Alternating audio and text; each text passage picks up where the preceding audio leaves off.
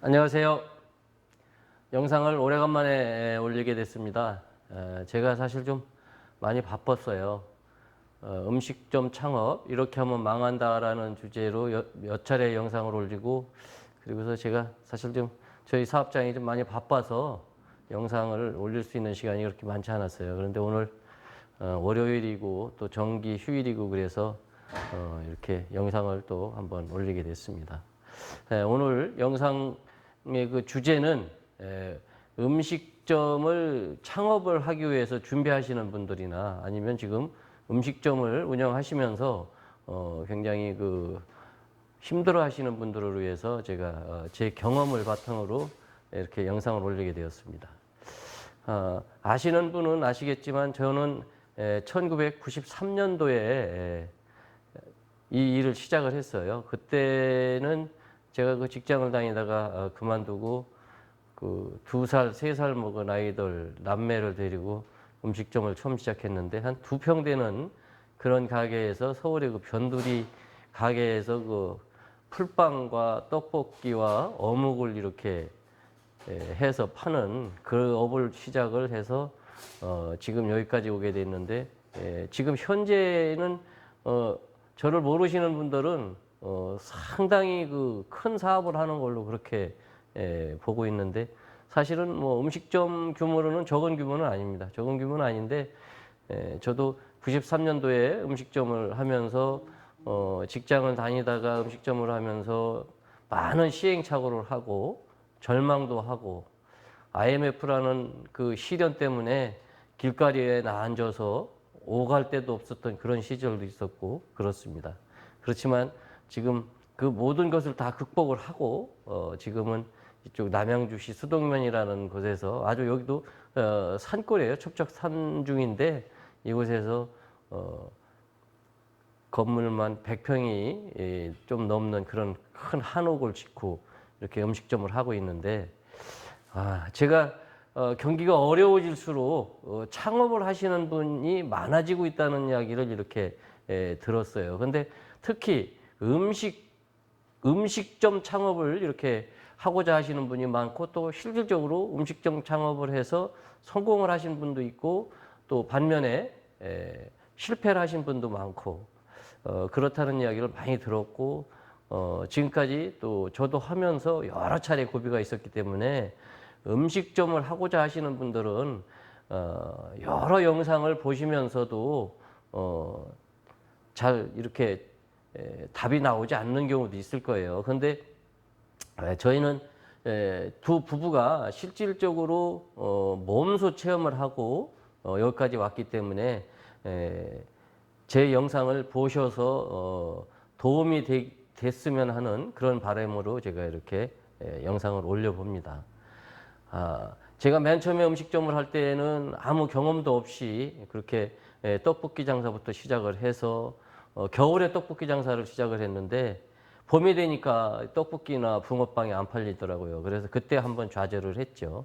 그래서 용기를 내서 배달하는 그런 업으로 해서 또 쭉 성장을 하다가 IMF를 맞아서 모든 것을 잃고, 또 그 후에 또 이렇게 자립을 해나가는 과정에서 또 시련이 있었고, 여러 차례 시련이 있었는데, 지금은 이렇게 100평이 넘는 그런 큰 한옥을 짓고, 주차도 상당수의 그 승용차와 버스를 주차할 수 있는 공간을 확보하고 이렇게 장사를 하게 된 것은 부단한 노력이 아니면 있을 수가 없는 그런 결과물이에요. 그래서 음식점을 창업을 하시려고 한다면 꼭 제 영상을 보시는 것이 도움이 될 겁니다. 근데 저는 가능하면 창업을 하지 말라는 쪽에 더 권하고 있는 그런 입장이에요. 지금 모든 경기가 좋지 않습니다. 그리고 너무 음식점이 많고, 또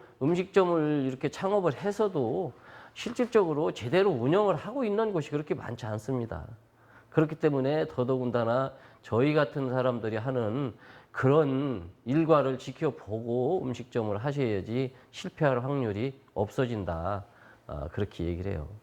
참 음식점 창업을 준비하시는 분들한테는 어떻게 봐서는 참 이해가 안 가는 얘기일지 모르지만, 10집이 창업을 하면 12집이 폐업을 한다 해서 120%의 실패 확률이 높다 하는 게 요즘의 현실입니다.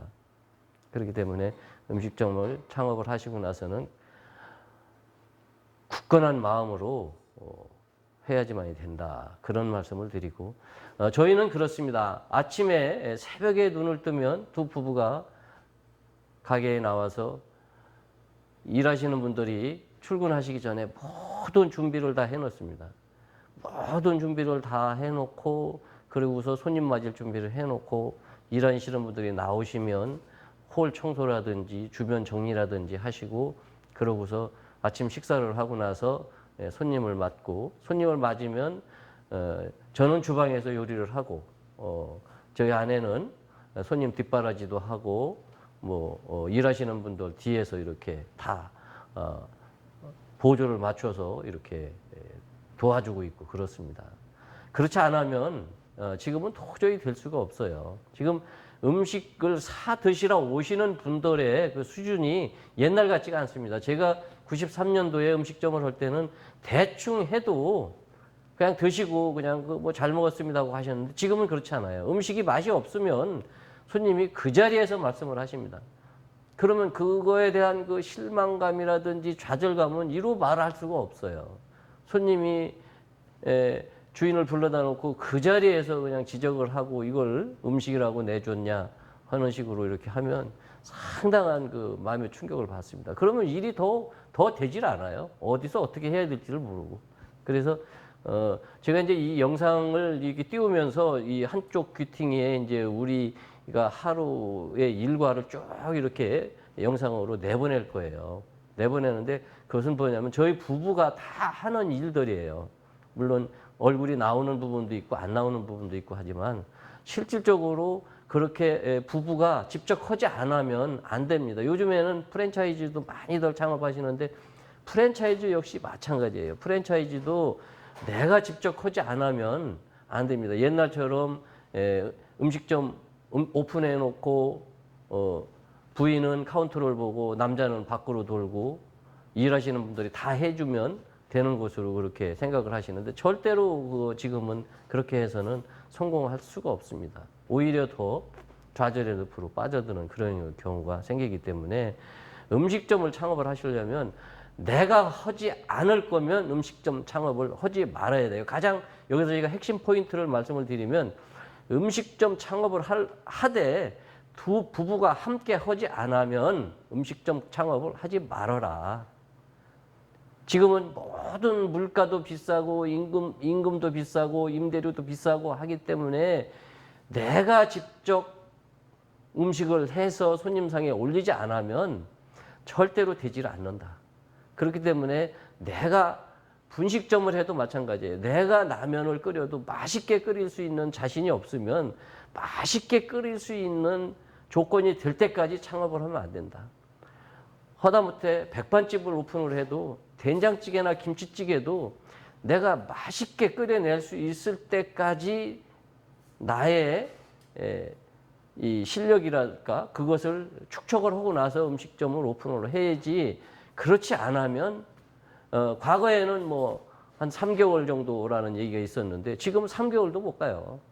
한 달 이내에 다 이렇게 결론이 납니다. 한 달 이내에. 벌써 손님들이 한번 와서 식사를 하시고 그러고 나서 맛있으면 또 그 손님을 또 이렇게 모시고 오는 건데 맛이 없으면 한 분이 10사람을 못 오게 한다 이거예요. 야, 그 집에 가지 말아라. 가지 말아라. 옛날에는 그렇지 않았어요. 맛있으면 이렇게 몰고 왔는데 지금은 맛이 있어도 몰고 오질 않아요. 그냥 입에서 입으로 소문이 나서 이렇게 오는 것이지 이렇게 쭉 몰고 오지 않아요. 대신에 맛이 없으면 그 집에 가지 말아라. 갔더니 맛이 없더라. 사실 저도 이 영상을 찍기 전에 오늘 어디 새로 오픈을 한 데가 있어가지고 가서 이렇게 좀 식사를 하고 왔는데 물론 잘 하려고 하는 것 같긴 하더라고요. 굉장히 잘 하려고 하는 것 같은데 이렇게 제 눈에는 조금 이렇게 경험이 좀 이렇게 전무한 게 아닌가 하는 것이 이렇게 보이더라고요. 그렇지만 열심히 하시려고 하는 주인한테 제가 뭐라고 말을 해서는 안 되는 거고 또 저하고 그런 관계도 아니기 때문에 이렇게 맛있게 먹었습니다 하고는 왔는데 지금 제 머릿속에는 그거예요. 또 가야 되는 것일까? 어떻게 해야 되는 것일까? 그런 고민이 생기는 거예요. 그래서 가장 중요한 거는 부부가 아니면 가족이 함께 할 것이 하질 않는다면 음식점 창업을 하지 말아라. 음식점 창업을 하는 순간에 과거에는 3개월이라고 했지만 지금은 한 달도 못 가서 결론이 난다 하는 것을 이렇게 명심해 두시고 음식점 창업을 하셔야 된다. 자, 그래서 창업을 했다고 가정을 해서 오픈을 했다 이거예요. 오픈을 해서 영업을 할 때는 저도 이 뒤에 보면 메뉴판이 이렇게 영상으로 돌아가고 있지만 음식 메뉴를 많이 한다고 해서 그것이 손님을 만족시키는 게 아니에요. 요즘은 전문성 있는 음식 2가지 내지 3가지만 해줘야 됩니다. 문 밖에 나가면 한 건물에도 음식점이 줄비하게 있어요. 그렇기 때문에 손님들은 선택의 폭이 넓어져 있습니다. 그렇기 때문에 한두 가지 음식을 내가 특별하게 잘 해야 그 손님으로 하여금 오늘은 예를 들어 우리가 햇살촌인데 햇살촌에 가서 갈치조림을 먹자. 내일은 저 앞집에 가서 된장찌개를 먹자. 그러는 것이지 제가 갈치조림도 하고 된장찌개도 하고 김치찌개도 하면 그것이 잘 될 것 같지만 절대로 그렇지 않다. 물론 이제 위치에 따라서 다를 수도 있죠. 무슨 이렇게 재래시장이라든지 그런 데는 이제 여러 사람이 왕래를 하고 바삐 이렇게 식사를 하고 나가야 되는 그런 조건이기 때문에 여러 가지 음식을 해도 되지만 그렇지 않다면 특별한 음식으로 해서 나만이 할 수 있는 음식을 이렇게 해내야 된다 하는 얘기를 제가 드리고 싶은 거예요. 제가 여기서 갈치조림집을 상당 기간 이렇게 오래 했는데 저도 처음에는 이 갈치조림이라는 것을 자리 잡기 전까지는 여러 가지 음식을 해봤어요. 했는데 해보니까 그것이 다 안 맞아 들어가요. 근데 여기서 제가 이렇게 갈치조림을 해보니까 이게 이제 손님들하고 이것이 맞는 거예요. 갈치조림이 흔한 음식이 아니기 때문에 맛있게만 하면 되더라고요. 그래서 손님들이 이렇게 많이 찾아오시고 이렇게 하시는데 과거엔 저도 뭐 된장찌개도 해보고 했죠. 근데 그거는 잘못된 일이더라 이제 하는 말씀을 드리는 거예요. 그래서 전문성 있는 음식을 해라. 전문성 있는 음식을 해야지만이 비로소 손님이 인정을 한다. 그렇게 말씀을 드리고 싶고 또 한 가지로 말씀을 드리면 가능하면 실내 환경을 가게가 적든 크든 건물이 노후된 건물이든 신축 건물이든 간에 실내를 쾌적하게 해줘라. 손님들한테 쾌적하게 해줘야 돼요. 쾌적하게 해주고 주방을 오픈시켜라. 주방을 오픈시켜줘야 돼요. 요즘에. 주방을 오픈시켜서 손님들이 자리에 앉아서 요리하는 모습을 보일 수 있도록 해줘야 됩니다. 어느 음식점들은 가면 주방이 어디인지 구별이 안 되는 음식점도 있어요. 근데 요즘엔 많이 나아졌어요. 주방이 많이 오픈되어 있고 해서 많이 나아지긴 했지만 그래도 주방은 오픈시켜줘야 된다. 가게가 좁으면 좁은 대로, 넓으면 넓은 대로 그 조건에 맞춰서 주방을 오픈시켜줘라. 그것이 가장 중요해요. 그리고 청결히 해라. 가게가 좀 주방이 비좁다 해가지고 청결하지 못하고 설거지하는 거와 또 요리하는 것이 뒤죽박죽이 되어 있으면 안 된다. 설거지하는 부분과 요리하는 부분을 어느 정도 윤곽을 가지고 손님들이 봤을 때 아, 이렇게 구별지어져 있구나 하는 것을 손님들이 보고 인정할 수 있도록 해줘야 된다 하는 말씀을 드리고 싶어요. 그리고 주방에서는 분식점이 됐든 뭐 일반 무슨 뭐 시장이 됐든 큰 음식점이 됐든 일할 수 있는 자세를 갖춰라. 종업원이 됐든 주인이 됐든 나는 주인이니까 이런 위생복을 안 입어도 된다. 그건 천만의 말씀이에요. 주방에 들어가는 순간은 손님이 볼 때는 주인이든 종사자든 간에 다 주방에서 일을 하시는 분이에요. 그렇기 때문에 위생복과 위생문은 꼭 입고 착용을 해줘야 된다. 그런 말씀을 드리고 싶어요. 그리고 주방을 오픈시켰기 때문에 되도록이면 도마라든지 칼이라든지 일반 그 비품들을 청결하게 관리를 해라. 최소한도 요즘 도마는 여기 남양주 같은 경우는 이 나무 도마를 쓰면 안 된다고 그렇게 위생 그 남양주시청 위생과에서 그렇게 지침을 내리더라고요. 그러니까 요즘엔 이 칼라 도마가 많잖아요. 그러니까 최소한도 칼라 도마를 두세 개 정도는 구비를 해놔라. 해서 누가 보아도 저 집에는 도마를 선별해서 쓰는구나. 고기를 자르는 도마, 김치를 자르는 도마, 일반 하얀 야채 종류를 다듬는 써는 도마. 그렇게 사용하고 있구나 하는 것을 손님들이 눈으로 봐서 인식할 수 있게 해줘라. 그래야 안심하고 식사를 하신다. 그런 얘기예요. 그렇게 했을 때 손님들은 그 음식점을 인정을 하게 되어 있어요. 제일 중요한 건 맛이겠죠. 맛이 없으면 안 옵니다. 어느 음식점들은 보면 뭐 지금은 그렇지 않을지 모르는데 어느 음식점들은 보면 요리하는 과정에서 NSG 이렇게 수저로 넣고 뭐하고 이렇게 하는 모습이 이렇게 보이고 그러는데 절대로 음식은 그렇게 요리를 해서는 안 되는 거예요. 그래서 음식을 할 수 있는 음식에 대한 노하우를 축적하고 나서 음식점을 해야 된다 하는 이야기가 손님이 보는 앞에서 무엇을 첨가하고 뭐 이렇게 하는 모습을 보이지 않는 음식을 할 수 있는 자신을 가져야 된다 그런 얘기예요. 저희 같은 경우도 이렇게 음식을 주방이 오픈되어 있기 때문에 손님들이 보셨을 때 뭐 하나를 거기에 첨가하는 게 아무것도 없어요. 저는 그냥 그대로 있는 그대로 해서 조리를 이렇게 해서 내보내기 때문에 손님들이 그것을 인정을 해주는 거예요. 그래서 주방을 오픈시키고 용물을 단정하게 하고 그리고 음식하는 부분에 있어서 투명하게 해줘라 하는 말씀을 이렇게 드리고 싶어요. 그리고 뭐 기본적으로 손님한테 홀에서 인사 잘하는 것은 기본인 거고요. 기본적인 것이고 또 식사 다 하시고 다 하시면 후식으로 하다못해 커피 내지는 무슨 뭐 음료라도 한 잔씩 드리는 건 기본이기 때문에 그 정도는 잘 해줘야 됩니다. 그러니까 손님 입장에서는 제가 이렇게 음식점을 해보니까 손님 입장에서는 가게에 들어왔을 때 맨 처음에 눈으로 음식을 이렇게 한번 먹는다 생각해요. 분위기로 한번 파악을 합니다. 손님들은.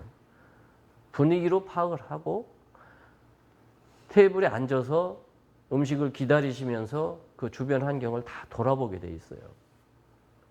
그렇기 때문에 홀에 앉아서 손님이 음식을 기다리는 그 동안에 손님의 시선을 어디에 두게 할 것인가 하는 것도 깊이 있게 생각을 해보셔야 돼요.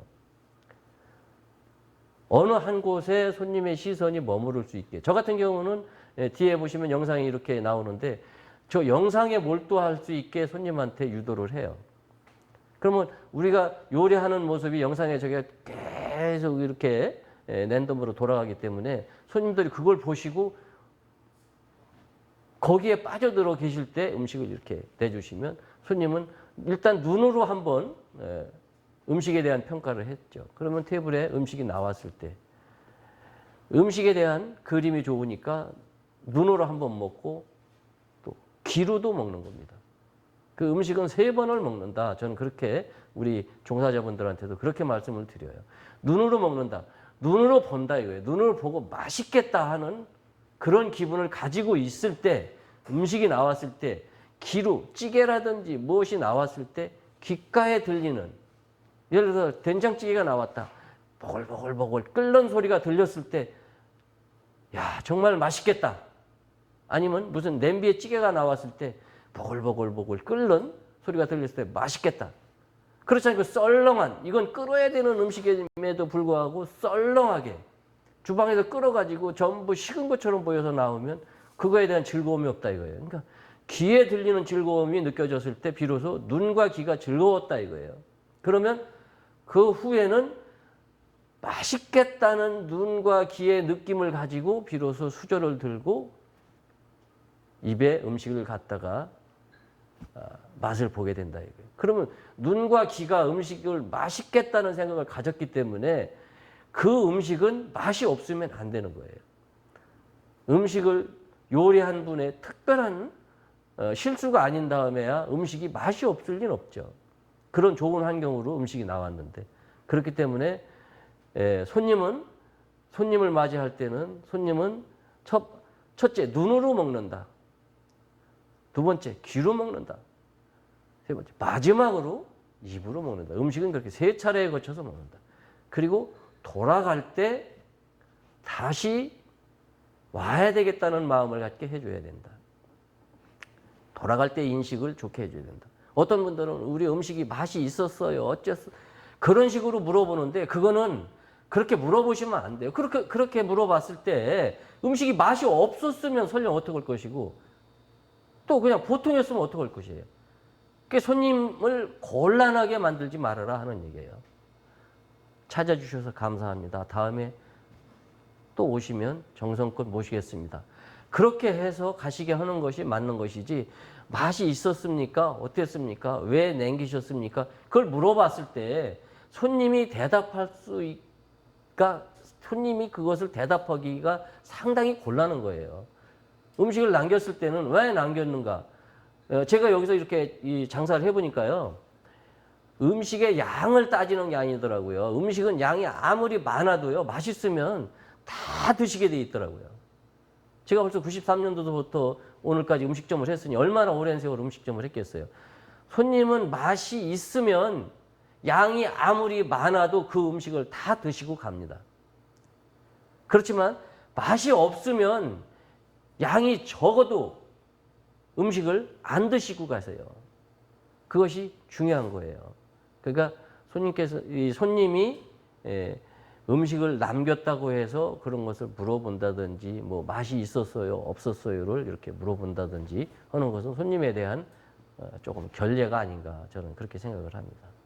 그래서 음식점 창업을 잘못하면 실패할 확률이 높아지기 때문에 제 영상을 이렇게 보시고 제가 이렇게 두서없는 이런 영상을 이렇게 올리는데 저는 무슨 강의를 하는 사람이 아니에요. 저는 93년도서부터 지금까지 이렇게 음식점만을 이렇게 외길 인생으로 걸어왔기 때문에 사실은 말을 이렇게 조리 있게 할 줄은 몰라요.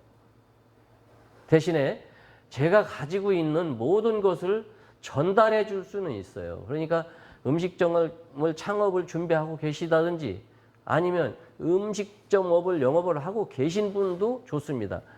찾아오셔도 좋고 전화를 하셔도 좋습니다. 가능하면 찾아오세요.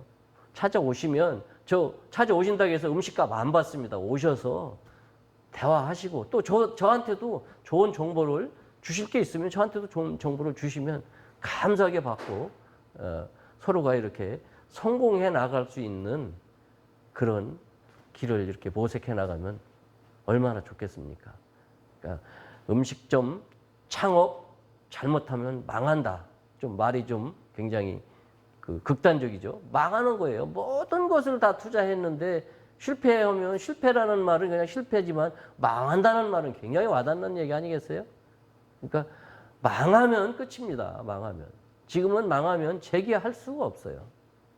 그러니까 신중하게 생각하시고 음식에 대한 자신이 생겼을 때 음식점 창업을 하시기 바라며 음식점 창업을 하시고자 하시는 분들은 제 영상을 여러 차례 보시고 결정을 해 주시기 바라겠습니다. 영상 끝까지 봐주셔서 감사하고요. 잘 보셨으면 좋아요와 구독 꼭 눌러주시기 부탁드리겠습니다. 감사합니다.